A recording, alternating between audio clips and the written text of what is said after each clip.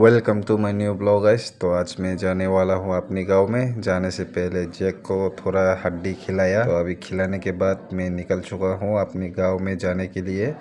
आज मैं अपने गांव में बहुत दिनों के बाद जा रहा हूँ, क्योंकि इधर काम का वजह से छुट्टी भी नहीं मिलता है। महीने में 3-4 दिन जाता हूँ गांव में, तो आज 2 वीक्स के बाद जा रहा हूँ। और ये देखो गांव का रोड कैसा है, इसका हालत बहुत ही बुरा हो चुका है, लेकिन रोड का रिपेयर का कोई नामो निशान नहीं। वैसे भी ये रोड तो बनाया था 1 साल पहले, लेकिन 1 साल कंप्लीट भी नहीं हुआ। लेकिन ये देखो रोड का क्या हालत हो गया। तो मैं घर के पास पहुँचते पहुँचते मेरे दोस्त के साथ मिल गया।